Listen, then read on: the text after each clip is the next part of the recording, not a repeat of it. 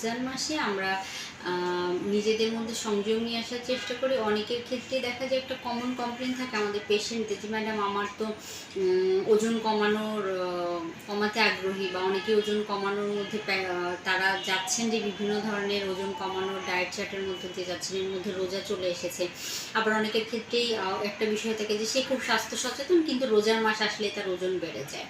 তাদের প্রশ্ন থাকে যে আসলে আমি তো 13-14 ঘন্টা রোজা থাকছি, তাও কেন আমার ওজন বেড়ে যাচ্ছে। আজকে সেই বিষয়টি নিয়ে কথা বলবো। ওজন কমাতে হলে কিভাবে রমজান মাসে খাদ্য তালিকা মেনে চলতে হবে।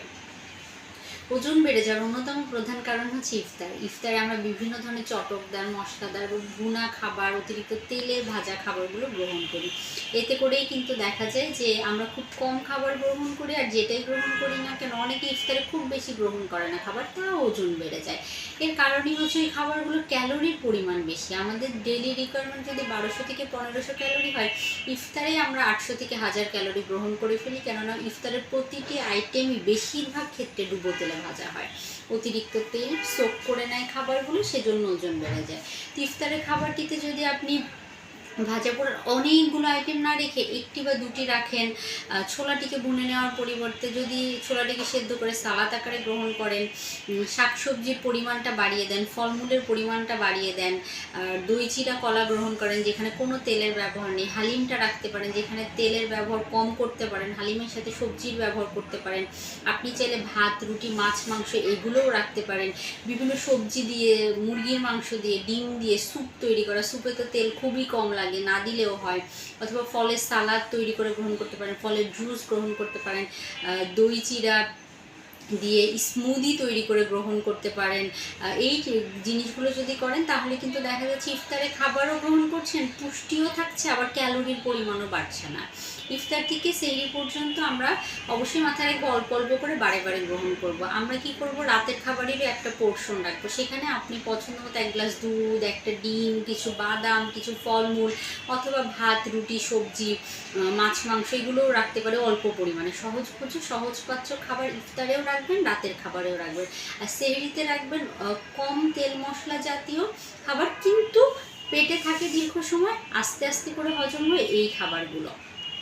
পাশাপাশি তারাবির সালাদটি দাঁড়িয়ে আদায় করার চেষ্টা করবেন।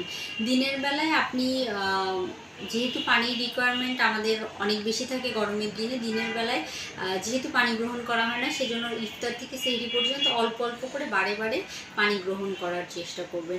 এই টিপসগুলো যদি মেনে চলেন, এই ট্রিক্সগুলো যদি মেনে চলেন, আর একটু হাঁটার চেষ্টা করবেন, তারাবির নামাজ 20 রাকাত আদায় করলেও আপনি ইফতারের পরবর্তী সময়, আমরা না চাইলে ইফতারে যেহেতু একটু খাবারের পরিমাণটা বেড়েই যায়, সেজন্য আপনি ইফতারের পরে আধা ঘন্টা থেকে 40 মিনিট একটু হেঁটে নেওয়ার চেষ্টা করবেন। আর অবশ্যই নিজেকে সুস্থ রাখতে হলে পরিমিত খাবার গ্রহণের কোনো বিকল্প নেই। চেষ্টা করবেন যে সুষম খাবার, কম তেল মশলা জাতীয় খাবার পরিমিত গ্রহণ করার জন্য। তাহলেও কিন্তু রোজার মাসে ওজন বেড়ে যাবে না, বরং আপনি রোজা থেকে, রোজার উপকারিতা স্বরূপ বিভিন্ন ধরনের রোগ থেকে নিজেকে রক্ষা করতে পারবেন, ওজনটাও নিয়ন্ত্রণে রাখতে পারবেন। ধন্যবাদ। অনেকে ইফতারে খুব বেশি গ্রহণ করে না খাবার, তাও ওজন বেড়ে যায়। এর কারণই হচ্ছে এই খাবারগুলোর ক্যালোরির পরিমাণ বেশি। আমাদের ডেইলি রিকোয়ারমেন্ট যদি 1200 থেকে 1500 ক্যালোরি হয়, ইফতারে আমরা 800 থেকে 1000 ক্যালোরি গ্রহণ করে ফেলি, কেননা ইফতারের প্রতিটি আইটেমই বেশিরভাগ ক্ষেত্রে ডুবো তেলে ভাজা হয়। অতিরিক্ত তেল সোক করে নেয় খাবারগুলো, সেজন্য ওজন বেড়ে যায়। ইফতারের খাবারটিতে যদি আপনি ভাজা পোড়ার অনেকগুলো আইটেম না রেখে একটি বা দুটি রাখেন, ছোলাটিকে বুনে নেওয়ার পরিবর্তে যদি ছোলাটিকে সেদ্ধ করে সালাদ আকারে গ্রহণ করেন, শাকসবজির পরিমাণটা বাড়িয়ে দেন, ফলমূলের পরিমাণটা বাড়িয়ে দেন, দই চিড়া কলা গ্রহণ করেন যেখানে কোনো তেলের ব্যবহার নেই, হালিমটা রাখতে পারেন যেখানে তেলের ব্যবহার কম করতে পারেন, হালিমের সাথে সবজির ব্যবহার করতে পারেন। আপনি চাইলে ভাত, রুটি, মাছ, মাংস এগুলোও রাখতে পারেন। বিভিন্ন সবজি দিয়ে, মুরগির মাংস দিয়ে, ডিম দিয়ে স্যুপ তৈরি করা, স্যুপে তো তেল খুবই কম লাগে, না দিলেও হয়। অথবা ফলের সালাদ তৈরি করে গ্রহণ করতে পারেন, ফলের জুস গ্রহণ করতে পারেন, দই চিড়া দিয়ে স্মুদি তৈরি করে গ্রহণ করতে পারেন। এই জিনিসগুলো যদি করেন তাহলে কিন্তু দেখা যাচ্ছে ইফতারে খাবারও গ্রহণ করছেন, পুষ্টিও থাকছে, আবার ক্যালোরির পরিমাণও বাড়ছে না। ইফতার থেকে সেহরি পর্যন্ত আমরা অবশ্যই মাথায় রাখবো অল্প অল্প করে বারে বারে গ্রহণ করব। আমরা কি করব, রাতের খাবারেরও একটা পোর্শন রাখবো, সেখানে আপনি পছন্দ মতো 1 গ্লাস দুধ, একটা ডিম, কিছু বাদাম, কিছু ফলমূল, অথবা ভাত, রুটি, সবজি, মাছ, মাংস এগুলোও রাখতে পারে অল্প পরিমাণে। সহজবোধ্য সহজপাচ্য খাবার ইফতারেও রাখবেন, রাতের খাবারেও রাখবেন। আর সেহরিতে রাখবেন কম তেল মশলা জাতীয় খাবার, কিন্তু পেটে থাকে দীর্ঘ সময়, আস্তে আস্তে করে হজম হয় এই খাবারগুলো। পাশাপাশি তারাবির সালাদটি দাঁড়িয়ে আদায় করার চেষ্টা করবেন। দিনের বেলায় আপনি যেহেতু পানির রিকোয়ারমেন্ট আমাদের অনেক বেশি থাকে গরমের দিনে, দিনের বেলায় যেহেতু পানি গ্রহণ করা হয় না, সেজন্য ইফতার থেকে সেহরি পর্যন্ত অল্প অল্প করে বারে বারে পানি গ্রহণ করার চেষ্টা করবেন।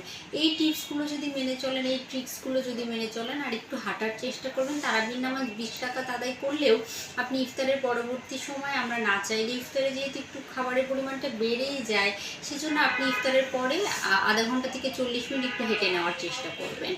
আর অবশ্যই নিজেকে সুস্থ রাখতে হলে পরিমিত খাবার গ্রহণের কোনো বিকল্প নেই। চেষ্টা করবেন যে সুষম খাবার, কম তেল মশলা জাতীয় খাবার পরিমিত গ্রহণ করার জন্য। তাহলেও কিন্তু রোজার মাসে ওজন বেড়ে যাবে না, বরং আপনি রোজা থেকে, রোজার উপকারিতা স্বরূপ বিভিন্ন ধরনের রোগ থেকে নিজেকে রক্ষা করতে পারবেন, ওজনটাও নিয়ন্ত্রণে রাখতে পারবেন। ধন্যবাদ।